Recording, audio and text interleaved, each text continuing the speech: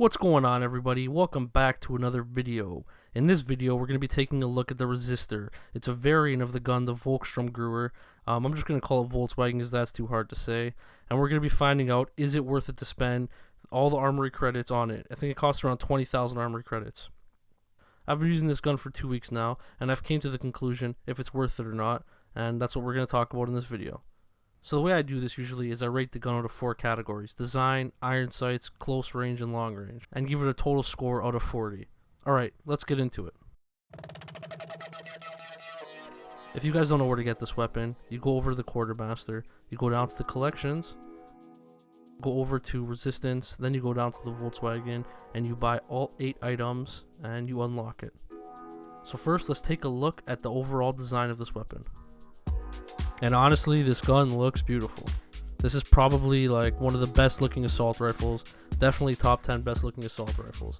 I love it how when you put gold on it, it has the spray paint and has the scratches on the back there. You can see it. Honestly, it just looks amazing. They did a really good job with this gun. I'm impressed. Next, let's take a look at the iron sights.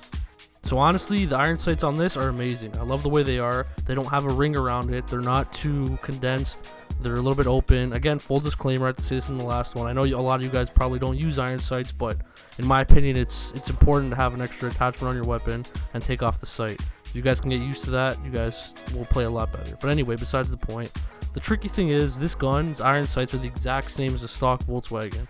They're the exact same. But the other variants of the Volkswagen's iron sights are a lot worse. So let's take a look at those real quick. First, let's take a look at the Defiance. The Defiance iron sights are horrible. This is one of the worst iron sights that you can ask for on a gun. They're so small, you can barely see what's going on through them. I don't know what they were thinking, and keep in mind the only way to get this is through a package.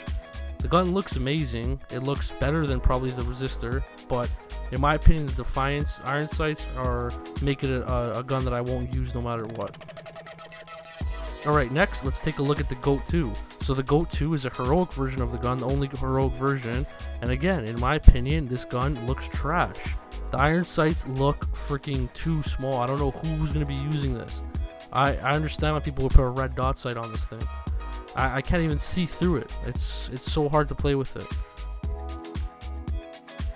Alright, so next let's take a look at its long range capabilities. And honestly, this gun really surprised me for long range. It's really powerful, it has no recoil at all, and has a high rate of fire.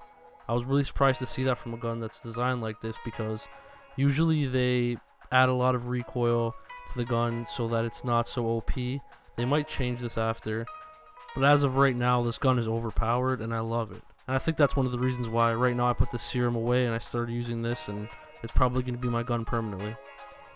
Alright, so now it's close range time, and honestly, this gun from close range is a beast. Look at this hip fire. It's so freaking accurate, it's crazy. Look at this hip fire right here. I can't believe how accurate this gun is. A high rate of fire, very strong, and the best part about it is its mobility. The way this gun maneuvers is crazy. Take a look at this. Boom.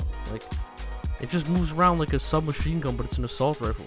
I honestly can't believe how good it is. It is by far the best mobility on any assault rifle.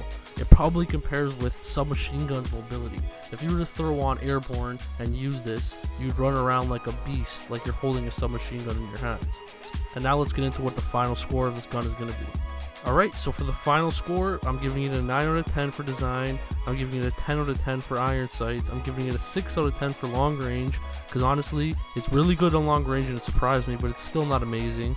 It's not no rifle. And for close range, I'm giving it a 9 out of 10, because that's where it really stands out, and that's why I really shine when I have this gun in my hands.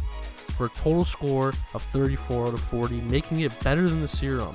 So now is where the tricky part comes in.